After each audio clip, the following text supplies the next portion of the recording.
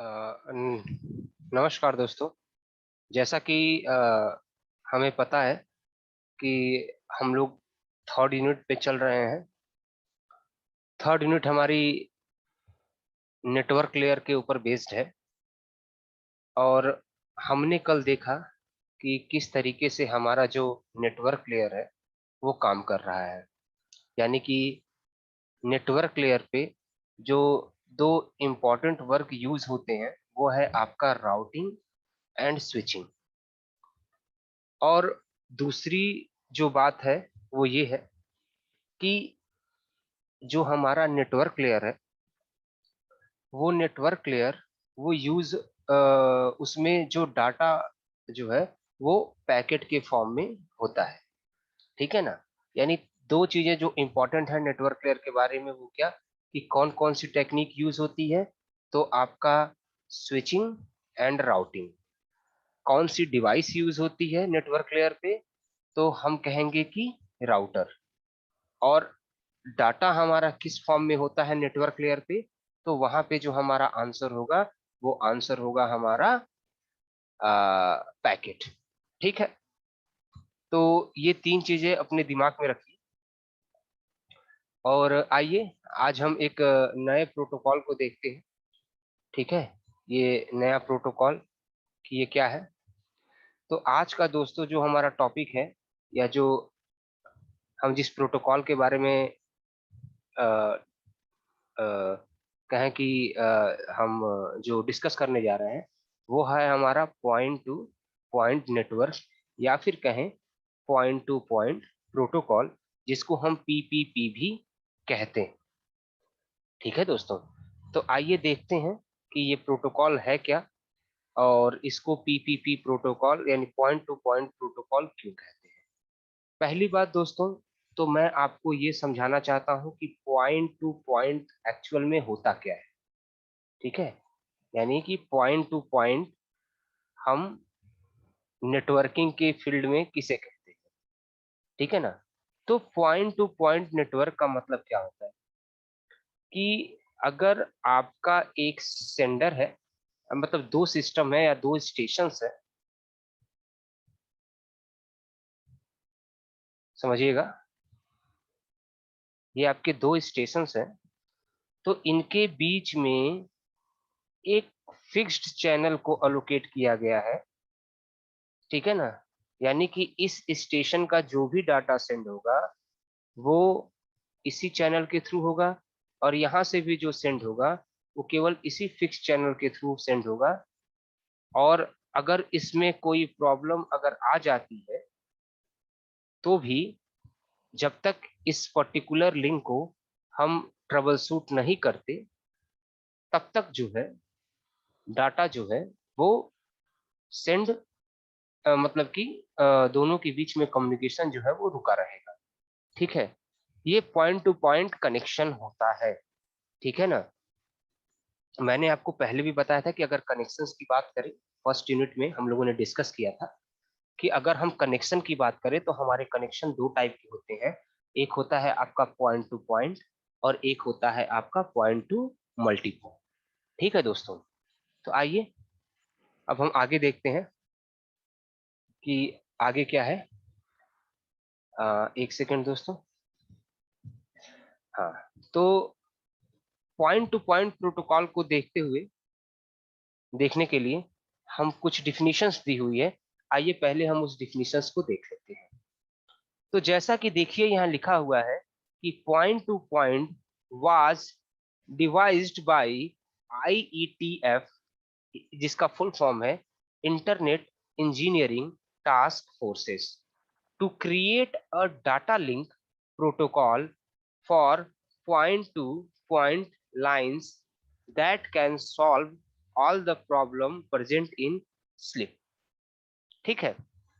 Note में slip का full form आपका दिया हुआ है कि सीरियल लाइन इंटरफेस प्रोटोकॉल। अब ये सीरियल लाइन इंटरफेस प्रोटोकॉल के बारे में अगर हम देखें तो सीरियल लाइन इंटरनेट हाँ इंटरनेट प्रोटोकॉल जो है वो क्या है। Slip is an internet protocol that allow user to gain internet access using a computer modem, today sleep is not used. यानी कि स्लीप एक ऐसा प्रोटोकॉल था जो कि कंप्यूटर मॉडेम के थ्रू कंप्यूटर डिवाइस को एक्सेस प्रोवाइड करता था, ठीक है ना। अब point to point is the most commonly used data link protocol. It is used to connect the home PC to the server of ISP via a modem. यानी कहने का मतलब क्या है कि आज के अगर हम डेट की बात करें, आज के अगर हम डेट की बात करें दोस्तों, तो आज की डेट में जो है एक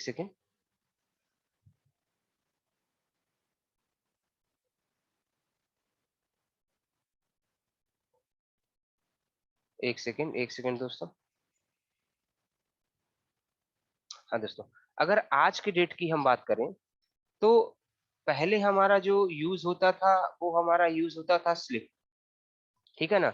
लेकिन एक कंप्यूटर को एक्सेस प्रोवाइड करने के लिए। लेकिन आज की डेट में अगर हम देखें तो पीपीपी की जगह, स्लिप की जगह पे हम पॉइंट टू पॉइंट प्रोटोकॉल का यूज करते हैं।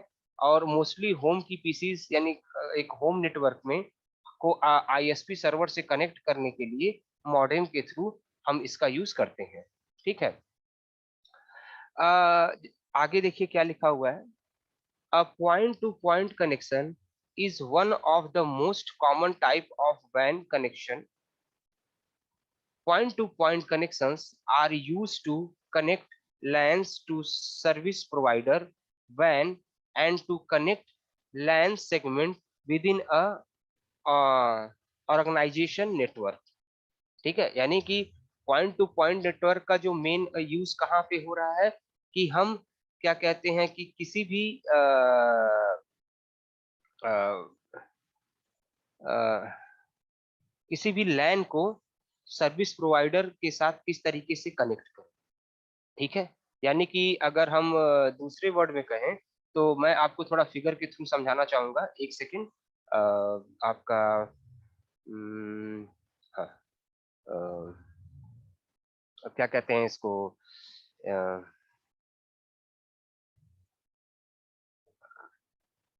हाँ, अगर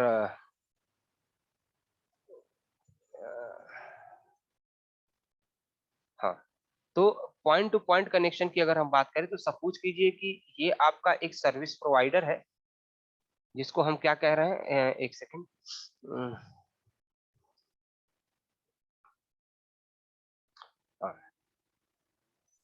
ये आपका एक सर्विस प्रोवाइडर है सपोज कीजिए, सर्विस, हाँ, जिसको हम आईएसपी कह रहे हैं, इंटरनेट सर्विस प्रोवाइडर, ठीक है ना। तो अगर ये आपका एक इंटरनेट सर्विस प्रोवाइडर है और यहाँ बहुत सारे छोटे छोटे ऑफिसेस हैं, ऑफिस वन, एक सेकेंड, हाँ, छोटे छोटे ऑफिसेस हैं जिनका अपना खुद का एक लैन है, ठीक है। यानी कि इसको कहें लैन वन, इसको कहें लैन टू, या इसको कहें लैन थ्री, या इसको कहें लैन फोर, ठीक है ना। तो ये जो है आईएसपी से पर्टिकुलर अलग अलग ऑफिसेस को कनेक्ट करने का ये एक जो पॉइंट टू पॉइंट प्रोटोकॉल जिसकी हम बात कर रहे हैं, पीपीपी की बात कर रहे हैं हम। तो ये पीपीपी क्या है कि ये अलग अलग ऑफिसेस को आपस में किस तरीके से कनेक्ट किया जाए, ठीक है। तो अलग अलग लाइंस को किस तरीके से आईएसपी के साथ कनेक्ट किया जाए वो हम पर्टिकुलर इस प्रोटोकॉल के थ्रू कर पाते हैं, ठीक है ना। यानी एक आईएसपी से आप जानते हैं कि नंबर ऑफ कस्टमर, एक आईएसपी एक सर्विस प्रोवाइडर को यूज कर रहे हैं, तो हम कितने नंबर ऑफ प्रोवाइडर्स को, जितने भी लोगों को ये कनेक्शन देना चाहते हैं, तो वहां पे हम पॉइंट टू पॉइंट प्रोटोकॉल का यूज करेंगे दोस्तों, ठीक है। आई थिंक इसमें अब आपको कोई डाउट नहीं होगा। अब दोस्तों जैसा कि देखिए इसमें आगे लिखा हुआ है,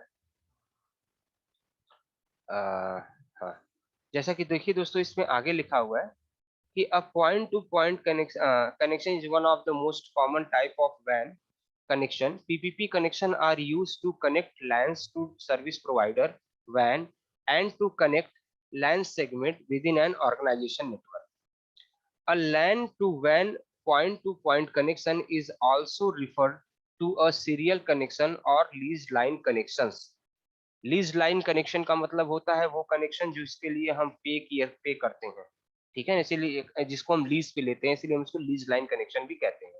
because of the line are lease from a carriers usually a telephone company and are dedicated for use by the company leasing the line, यानी कि हम आईएसपी से जिस लाइन को लीज पे लेते हैं उसको हम लीज लाइन कहते हैं। और पॉइंट टू पॉइंट कनेक्शन के थ्रू या पॉइंट टू पॉइंट प्रोटोकॉल का यूज करके हम मतलब पर्टिकुलरली ऑफिस के साथ आईएसपी पर्टिकुलरली अपने ऑफिस को आईएसपी के साथ कनेक्ट करते हैं, ठीक है। यहाँ पे देखिए और लिखा हुआ है कि अगर हम देखें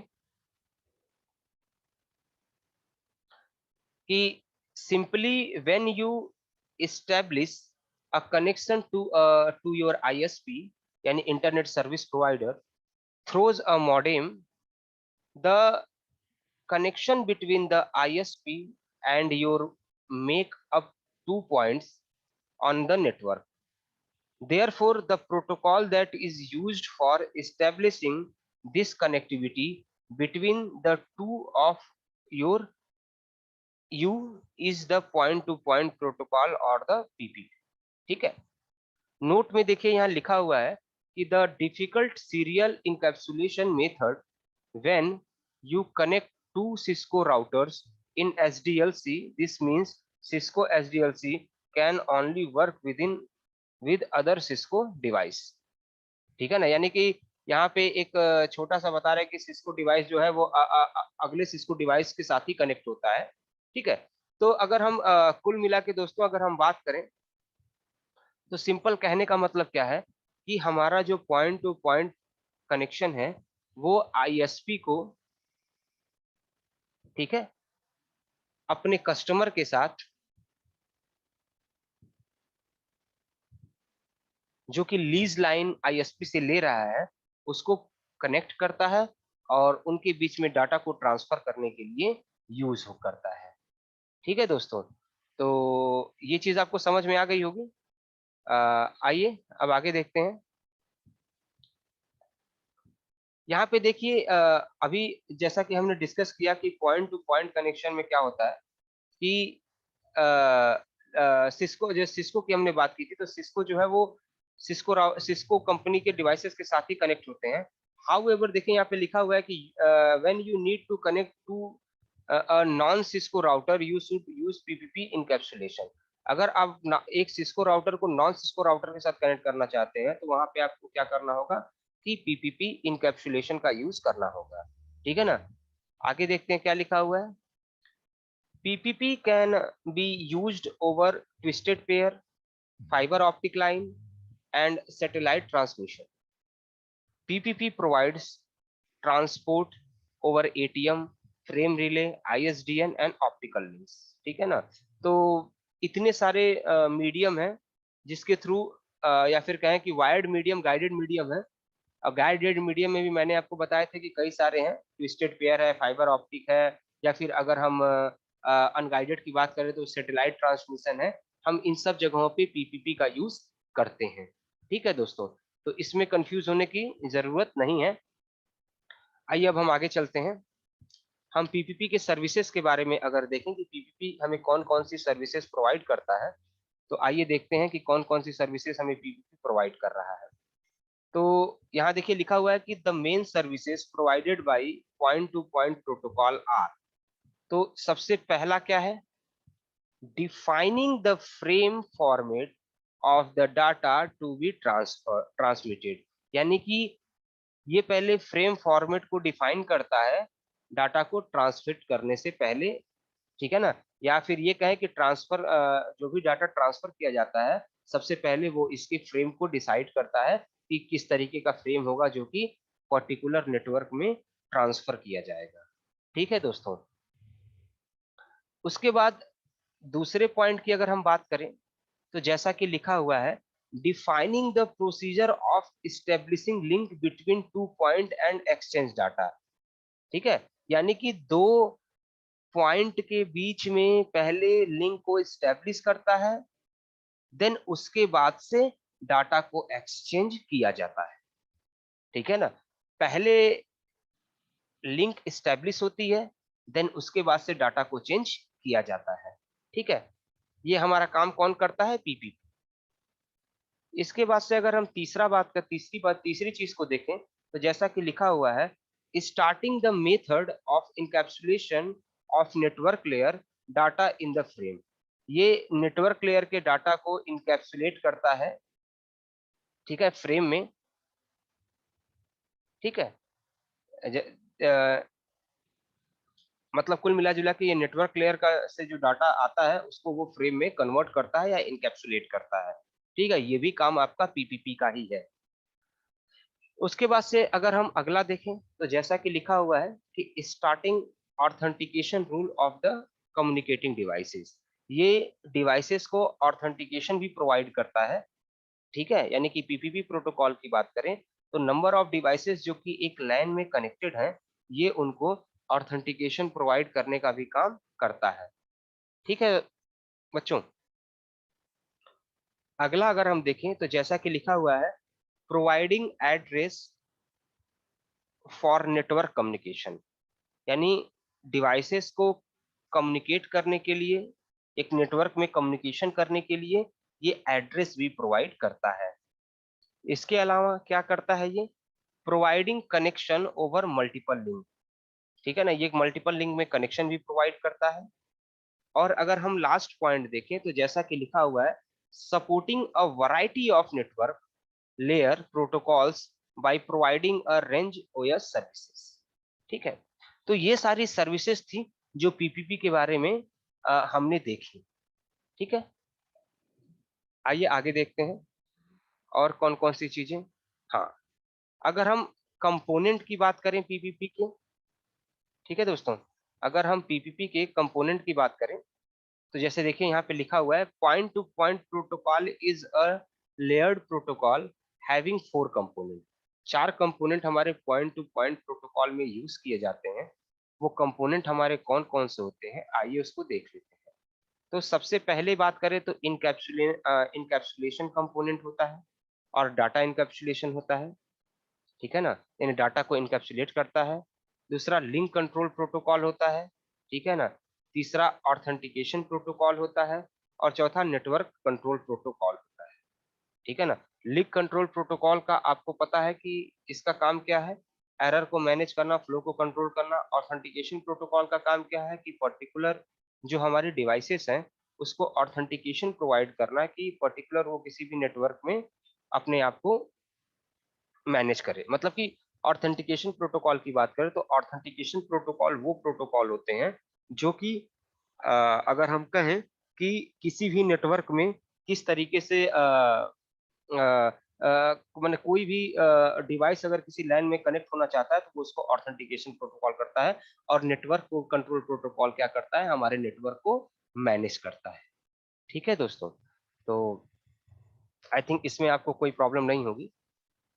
अब देखिए अलग अलग प्रोटोकॉल के बारे में, जैसे ये 4 कंपोनेंट हैं, इन 4 कंपोनेंट के बारे में यहाँ पे डिटेल से बताया गया है। आइए देखते हैं। सबसे पहले है आपका इनकैप्सुलेशन कंपोनेंट। तो आइए देखते हैं हमारा इनकैप्सुलेशन कंपोनेंट क्या करता है। तो it encapsulates the datagram so that it can be transmitted over the specific physical layer.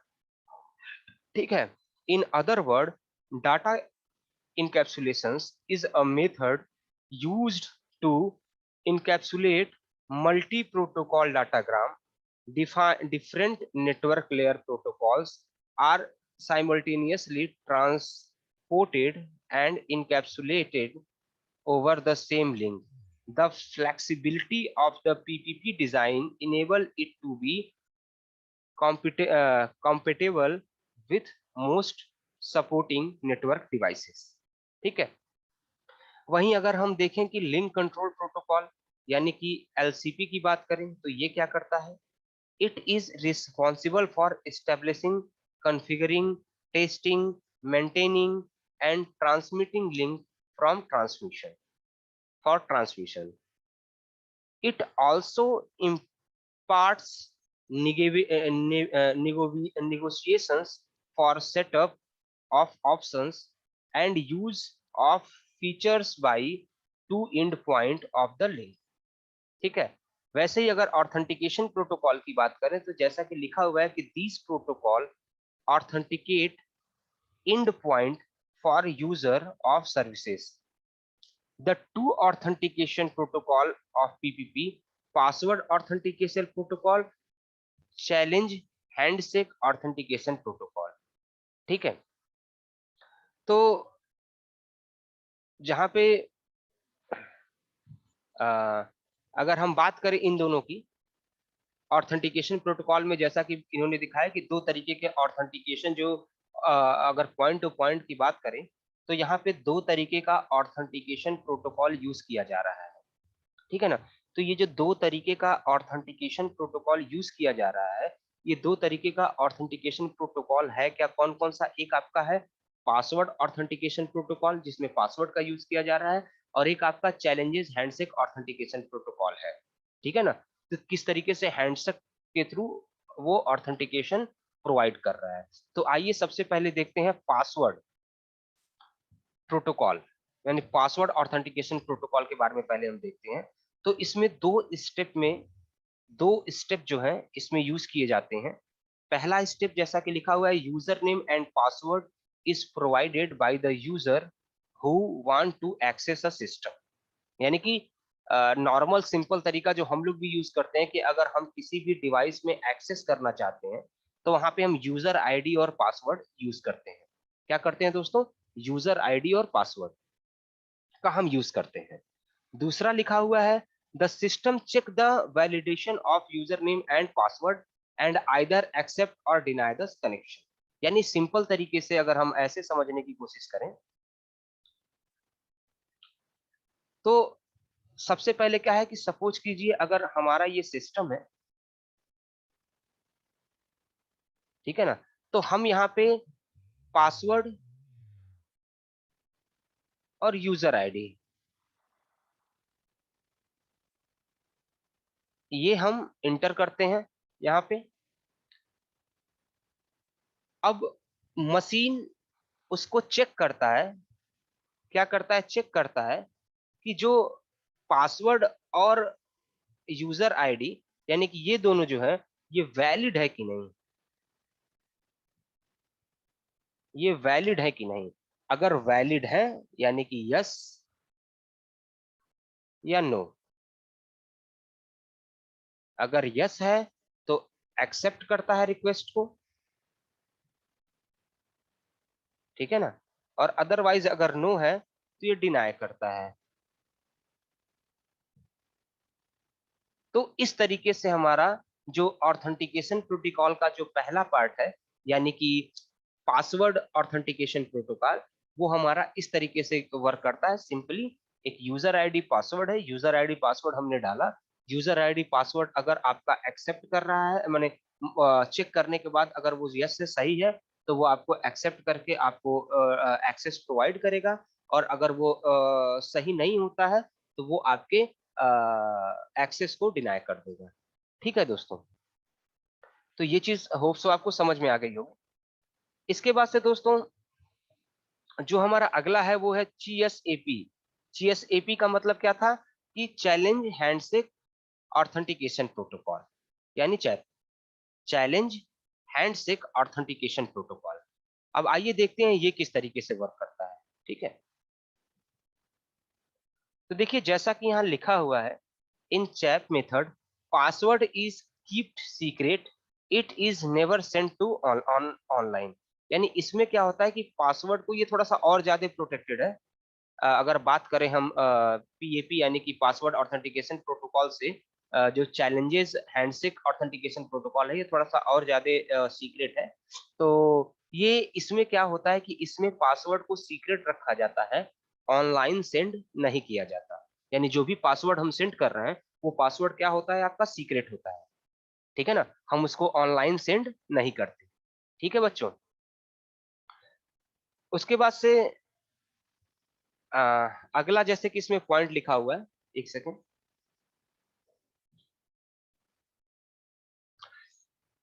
It is a 3-वे हैंडशेक ऑथेंटिकेशन प्रोटोकॉल, यानी कि इसमें भी हम 3-वे हैंडशेक ऑथेंटिकेशन प्रोटोकॉल का यूज करते हैं। ठीक है ना। अब 3-वे हैंडशेक ऑथेंटिकेशन प्रोटोकॉल में कैसे वो प्रोसेस करता है, तो आइए वो देखते हैं। सबसे पहले वो क्या करता है कि system send a challenge packet to the user, यानी जो सिस्टम है वो यूजर को एक चैलेंज पैकेट सेंड करता है। This packet contain a value, usually a few byte. ये जो पैकेट होता है इसमें कुछ वैल्यू होती है, कुछ बाइट्स की, बाइट्स की, बाइट नहीं बाइट्स की। ठीक है ना, ये ध्यान दीजिएगा कि ये कुछ बाइट्स का एक चैलेंजेस पैकेट जो है वो यूजर को सेंड करता है। ठीक है, पहला। दूसरा, using a pre defined function, a user combines this challenges value with the user password and send the re, resilient packet back to the system। यानी कि यहाँ पे क्या है, यहाँ देखिए pre defined function, using a pre defined function, a user combine this challenging value with the user password. यानी कि यहाँ पे क्या है कि यूजर जो है, जो सिस्टम उसको चैलेंजिंग पैकेट भेज रहा है कुछ बाइट्स का, उसमें यूजर अपने पासवर्ड को ऐड करके दोबारा से वो सेंड करता है किसको, सिस्टम को। ठीक है ना। अब तीसरे फेज में क्या हो रहा है कि system then applies the same function to the password of the user and challenges value and creates a result. It result is same as the result sent in the response packet. Access is granted, otherwise it is denied। ठीक है। तो कहने का मतलब क्या है कि यहाँ पे अगर हम देख रहे हैं तो ये 3-वे हैंडशेक प्रोटोकॉल की जो हम बात कर रहे हैं, तो अगर हम इस तरीके से देखें तो ये अगर आपका सेंडर है, तो जैसा कि हम लोग 3-वे हैंडशेक ऑथेंटिकेशन प्रोटोकॉल की जो बात कर रहे हैं, उसमें एक हमारा यूजर है और एक हमारा मशीन है।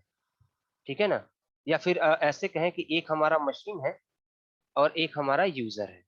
एक सेकेंड।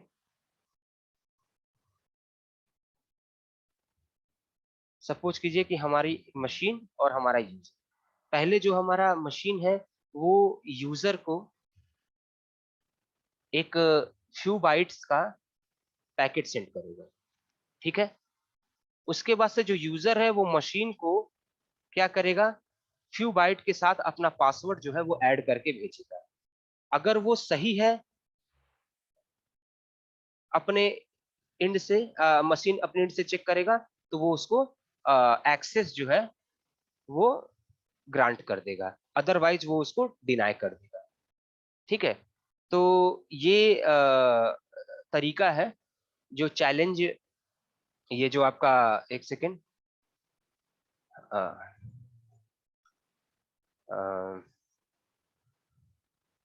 हाँ, तो ये तरीका है जो आपका ये चैलेंजेस हेडसेक ऑथेंटिकेशन प्रोटोकॉल यूज कर रहा है। ठीक है। इसके अलावा नेटवर्क कंट्रोल प्रोटोकॉल जो हम तीसरा यूज कर रहे हैं। ठीक है। तो नेटवर्क कंट्रोल प्रोटोकॉल में अगर आप देखेंगे तो देखिए जैसा कि लिखा हुआ है यहाँ पे, after establishing the link and authenticating the user, यानी इस्टेब्लिश लिंक हो, लिंक को इस्टेब्लिश करने के बाद और यूजर को ऑथेंटिकेशन करने के बाद point to point connection to be network layer, this connection is establish by NCP. यानी कि जब एक बार, बात समझिए, ऑथेंटिकेशन मिल गया कि हाँ ठीक है आप ऑथेंटिकेशन आपको ग्रांटेड है, तो उसके बाद से जो लिंक क्रिएट होगी कम्युनिकेशन करने के लिए, वो नेटवर्क लेयर या नेटवर्क लेयर पे वो नेटवर्क कंट्रोल प्रोटोकॉल की हेल्प से की जाएगी। ठीक है। इसके बाद से there NCP is a set of control protocols that allow the encapsulation of the data coming from network layer. ठीक है। अगला क्या लिखा हुआ है, जैसे जो ये कह रहा है कि network NCP is set of control protocol that allow the encapsulation of the data coming from network layer, यानी कि जो नेटवर्क लेयर से डाटा आ रहा है उसको वो इनकैप्सुलेट भी करेगा। After the network layer configuration is done by one of the NCP protocol, the user can exchange data from the network layer, ठीक है। और PPP can carry a network layer data packet from protocol defined by the internet decent Apple talc, ये सारे हैं जिनके through वो करेगा जो है जैसा कि लिखा कैरी करेगा, ठीक है। Last, none of the NCP packet carry network layer data, none of the NCP packets carry network layer data, ठीक है। they just configure the link at the network layer for the incoming data, ये केवल incoming data के लिए link को create करेगा, लेकिन इसके अलावा और ये कोई काम नहीं करेगा। उसके बाद से दोस्तों ये आपके पीपीपी का फॉर्मेट है, पीपीपी फ्रेम का फॉर्मेट है, जिसमें एक फ्लैग होता है जो 1 बाइट का होता है, एड्रेस होता है जो कि 1 बाइट का होता है, कंट्रोल होता है जो कि 1 बाइट का होता है, प्रोटोकॉल के लिए जो साइज दी हुई है वो 1 से 2 बाइट की होती है, ये डाटा है, ये वेरिएबल के ऊपर डिपेंड करता है। और ये एफसीएस है, जिसको हम एफसीएस की बात करें तो हम इसको फ्रेम चेक सीक्वेंस कह रहे हैं, फ्रेम चेकसम भी कह सकते हैं हम इसको, जो कि 2 से 4 बाइट का है। और उसके बाद से फिर एक फ्लैग है जो कि 1 बाइट का है। ये पहला और आखिरी फ्लैग जो है ये इनिशियल एंड करने के लिए है, जैसे देखिए लिखा हुआ है flag field makes the beginning and end of the frame, ठीक है ना, जो कि जिसका जो ये बाइट है वो सेम है 1 बाइट, ठीक है ना। दिस फील्ड एड्रेस फील्ड क्या कर रहा है कि this field is of 1 byte and is always this, ठीक है। This address is the broadcast address, all the station accept this frame, ठीक है। कंट्रोल फील्ड में क्या है, this field is also of 1 byte, this field use the format of the U frame, यानी कि unnumbered in SDLC, the value is always this to show that the frame does not contain any sequence number and there is no few control or error control. Protocol field, this field specify the kind of packet in the data field, what is being carried in data field, ठीक है। Data field क्या है, it length is variable if the length is not negotiated using LCP during link line setup, default length of 1500 byte is used, यानी कि अगर बढ़ाया नहीं जाता है तो वो ऑटोमेटिक 1500 बाइट डाटा फील्ड के लिए रखता है, ठीक है ना। इट कैरी यूजर डाटा और अदर इंफॉर्मेशन, ये यूजर के डाटा को या अदर इंफॉर्मेशन को अपने पास कैरी करता है। और FCS field, this frame check sequence it is either a 2 byte or 4 byte, it contain the checksum, ये checksum को कंटेन करता है। और हमने प्रीवियस यूनिट में देखा था कि checksum का काम क्या है, checksum का काम क्या होता है कि एरर को डिटेक्ट करने के लिए रिसीवर checksum का यूज करता है। तो ये है आपका पीपीपी का मॉडल, एक आपका नेटवर्क लेयर के लिए ये है data from networking protocol, data link layer के लिए ये सारी चीजें हैं, और फिजिकल लेयर के लिए ये सारी चीजें हैं। तो दोस्तों ये आज मैंने आपको नेटवर्क लेयर के पीपीपी प्रोटोकॉल के बारे में बताया। एग्जाम में अगर पूछे तो आप सारी चीजें लिखिए, कभी कभी मोस्टली ये पीपीपी की फ्रेम के फॉर्मेट को पूछता है और उसको डिफाइन करने के लिए कहता है, तो आप ये सारी चीजें अगर आपके पास है तो आप आसानी से उसको देख सकते हैं और समझ सकते हैं, ठीक है दोस्तों। तो मैं ये उम्मीद करता हूँ कि आपको ये आज का लेक्चर समझ में आया होगा। आज के लिए इतना ही, थैंक यू वेरी मच।